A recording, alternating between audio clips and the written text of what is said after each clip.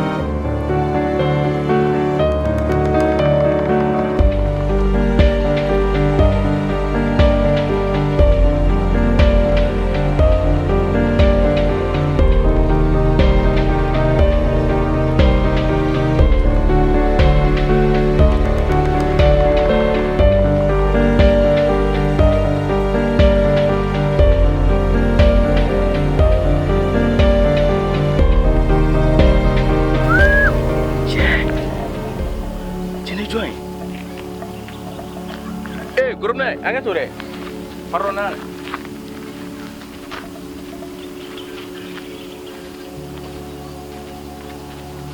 Ça va? Quoi? Avec tout dit. Pardon, t'as un beau salaire là. Tu connais quoi tu? Marona, ça va? Quoi? Et toi? Kadi. Kadi baron, hein? Depuis, tu me dois s'en aller. J'ai gagné pour ne trop. Et c'est les gars. Che ne dum ya che ne ba yala me ne madil ga ben folone che ka buto bolon ga charm che no galunte ikan ko a benala che che mi boro kadi ni yitro wala bilane ga ko be che ni jara ni turu ikan ni wala bilane che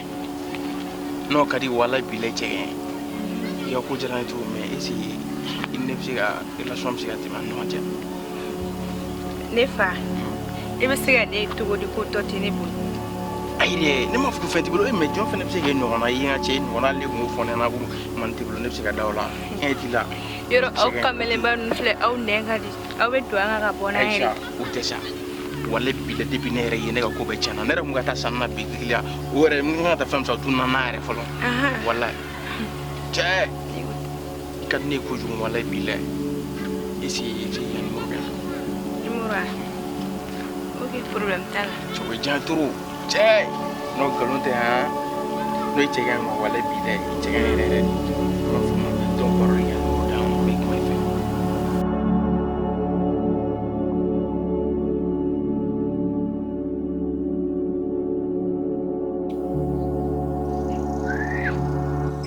no merci ni ani mo ro donc il voulait voir que me pour la sika no bon comme ñere ka ka ni tim su do ka ñu way donc ko fe ni be wolé quoi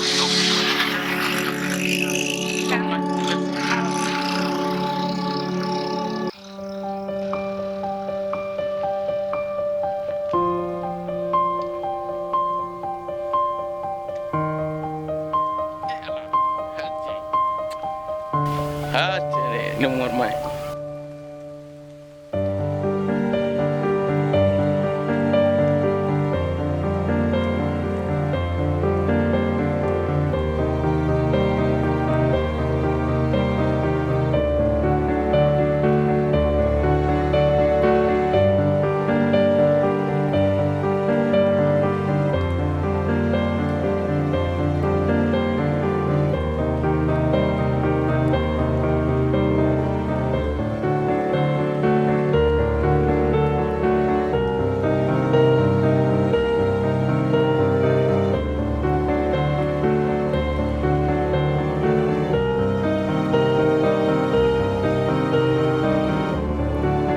Inda gauli taro menasa bimane siglin black ma gona do go mo go fene di bi kwansa daga wuli gon baro silinge chen fle unya tane musuri nda tolasa mana boko do rebora kana choka chifo igoni kalale mi ya fe yera ta do ere nya fo kono mbimere bulu ne era maklawla era janwale na gauli do ngore emna ko mo ko ha ne era de bari banu e mala kalfa go ki baro yasa daga wuli mere da mubarwe oduna siglem tura tala kalfa ga telefon ni ko ntaro dore awuli telefon no wala wa joni la o join awon wala abi po sample la yafe nyera ta do abe to godi e ga explique neta jeman no tinto aga bundo jaga tan doar babu la wala la dum balote snoko yorore la e kele kele ba ata siri fenema dijo o shimage bashiri den kalfa botola chila fene aya kumere kana jo o kuma surusi de amami fone ma kalfa ma jara kalfa irala abenere fe daga wuli ba kala ma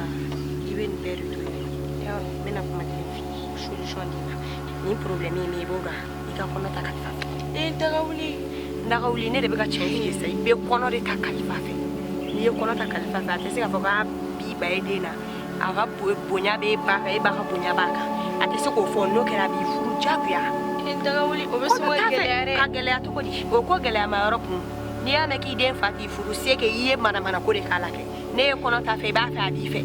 ni ya na mi furu se ke auten ita fe ri okay ya me iba fa ti fe te mana mo ya ko di nyoe labna fa wala klinga fe mo gomna fa gamna do eni kalfa cha kono ta kalfa fe here be shi here be le no gara kalfa bi furu no gara labi ta ko fe ma munelu ne te motin fane ne re be ga finya na re kono kelenta do bi arrange daga wuli refle e form kai ichengai mele madle en mo ya finyo ko fe ne ko ra ke se boto ko ka fala to gomno ga dine ko ka imane ko ram suya ne o yake be ka nyagam fa be fe ne ko ra ga dine ko ka bone al ne bora ima ete ne boti ni fe una al ne bora ka ta yoro la ne nana ayi me daga wuli muso ma li deso ko la me korom so fene ale buka dogon korale ko shinyona o kuma de bintu ko na sa e ko me fola abake ne dum flani jenga ne ni ko rege nyogona manni jenga nyogona ne korom so dum flani jabul ko re kale me an de ko rege te be an ya ke to ko ibadu ala daga wuli ko ga chambulia ta so re le me na ke ba ko ne mana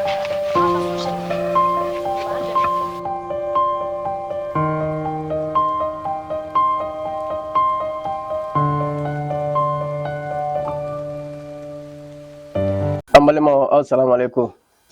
Foya fo sigaro la akwa kramo ke de Segu Keita. Ka bo selenge dalabala. Amazenga fefo aw yetugo. Bela jele mendo farafina kuna ne farajela kuna. Ka boga fulla sen kan bo bela jele ma. Danta fulimina amunumbe. Ni hamena ko gelande be awla. Hamena ko fa amunun tay furukoy. Amunun tay dengoy, amunun tay garjiga koy. Amunun tay nafulo koy amunu mago be nyefela de la ka bo kofe ka nyefela soro ay wuli aka karamo ke segere selenge dugulo sanfe maliko ka farafina kono ali frajela kono yiri dogotoro o de sigilen fle trobu so bisaba ani fla ka aramado kungo laje ku to sigaro la amunun be nawbe wuli kan segere mbaw kungo laje akan ko ma cigomi amunun be nawbaw sigaro la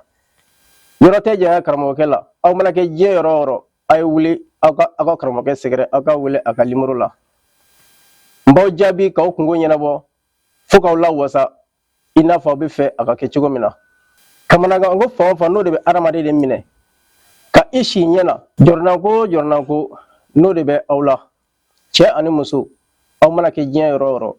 aka ekran du mona laje aka wuli nga ne juru sirala ami nyogon kuna funia ka nyogon bo filla ka nyogon bo dinga kono ka oblas gele ka bela jelen ka oye